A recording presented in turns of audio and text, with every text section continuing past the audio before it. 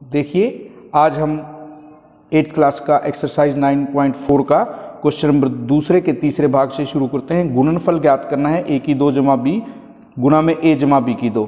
तो सबसे पहले इनके बीच में हमें पता है कि गुणनफल किस प्रकार ज्ञात करना है। पहले हम पहला पद लेंगे पहले बहुपद का, उसको दूसरे बहुपद से गुणा, फिर उसके बाद पहले इसका बहुपद का दूसरा पद लेंगे और दूसरे बहुपद से गुणा। a की 2 को a से गुणा किया, a की 3, उसके बाद हमारे पास a की 2 b की 2 जमा b को a से गुणा करेंगे ab जमा b को b की 2 से किया b की 3। तो हमारे पास किसी भी पद में एक जैसे चर नहीं है, तो हमारा उत्तर यही होगा। इनको हम बढ़ती हुई घात के हिसाब से एडजस्ट कर सकते हैं। उसके बाद 3 के बाद 2 घात वाले को लिख सकते हैं और उसके बाद 1 घात वाले को लिख सकते हैं पदों को। इस प्रकार इसका गुणनफल यह होगा। उसके बाद देखिए नेक्स्ट क्वेश्चन में हमें p की 2 माइनस q की 2 को गुणा करना है 2p जमा q से। हमें पहले बहुपद को दूसरे से गुणा करना है, तो पहले का पद लेंगे 2p जमा q से गुणा करेंगे दूसरे बहुपद से, उसके बाद दूसरा पद लेंगे पहले बहुपद का और इसको इससे गुणा करेंगे। p की 2 को 2p से करना है, 2 इनकी घात जो है जुड़ जाएंगी, p की 3 बन जाएगी, जमा में p की 2 को q से किया p की 2 q माइनस 2p q की 2 माइनस q की 3। अब यहाँ p की 2 घात है, q की 1 है, यहाँ p की 1 घात और q की 2, इसलिए अलग अलग हैं। इन्हें हम घात के हिसाब से लिखें तो हमारा ये बनेगा p की 2 q माइनस 2p q की 2। इस प्रकार आपको ये क्वेश्चन करने हैं। नेक्स्ट क्वेश्चन देखिए, यहाँ हमें सरल करना है x की 2 माइनस 5 गुणा x जमा 5 जमा 25 को। सबसे पहले इनका गुणनफल ज्ञात कीजिए और उसमें 25 जोड़ना है। पहला पद लेंगे और दूसरा बहुपद पूरा का पूरा, उसके बाद दूसरा पद लेंगे और इसको इस बहुपद से गुणा करेंगे। हमारे पास क्या होगा, x की 2 को x से गुणा करेंगे तो x की 3 जमा x की 2 को 5 से किया 5x की 2 माइनस 5 को x से किया 5x और माइनस के 25 जमा में 25। अब हम इनको किस प्रकार से जमा 25 और माइनस 25 को कैंसिल कर सकते हैं और उसके बाद लिख सकते हैं कि x की 3 जमा 5x की 2 माइनस में 5x, ये हमारा आंसर होगा। नेक्स्ट पार्ट में देखिए, a की 2 जमा 5 गुणा b की 3 जमा 3 जमा में 5। सबसे पहले a की 2 को इस बहुपद से गुणा करेंगे b की 3 जमा 3 से, उसके बाद जमा 5 को हम लेंगे और b की 3 जमा 3 से गुणा करेंगे।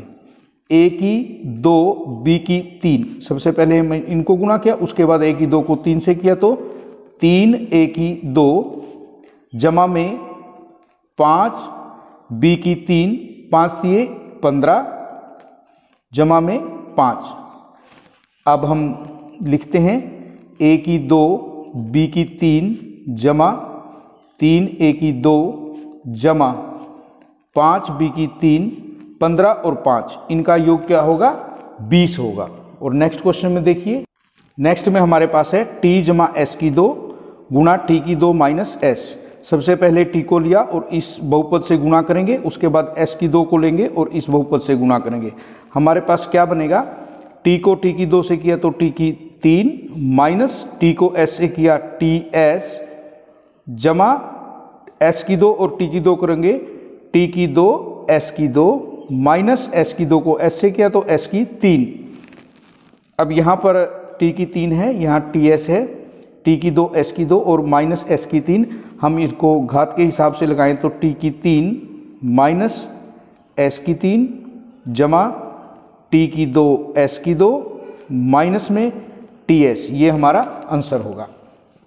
नेक्स्ट पार्ट में a जमा b गुणा c माइनस d जमा a माइनस b गुणा c प्लस d जमा 2 गुणा ac जमा bd। सबसे पहले हम a को लेंगे और इस बहुपद से गुणा करेंगे, उसके बाद b को लेंगे और c माइनस d से गुणा करेंगे, उसके बाद a को लेंगे c जमा d से गुणा, माइनस b को लिया और c जमा d से गुणा, फिर 2 को लेंगे और इन दोनों से हम गुणा कर देंगे।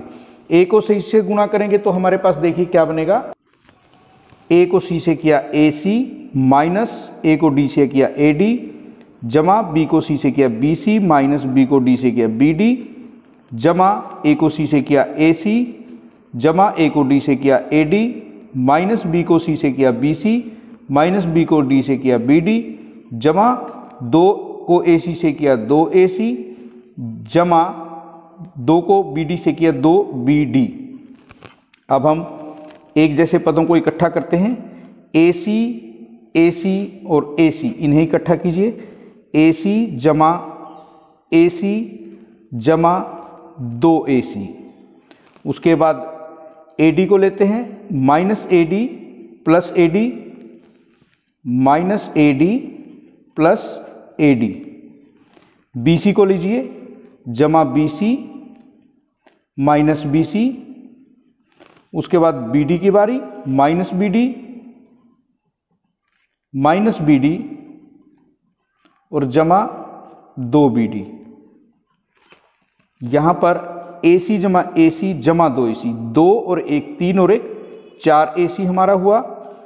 प्लस ए डी में से minus A D cancel, plus B C से माइनस, और 2 बी डी प्लस के हैं 2 बी डी माइनस के हैं, तो ये भी हमारे क्या होंगे, कैंसल। और हमारा जो आंसर होगा वो क्या होगा, 4 ए सी। आज के लिए इतना ही।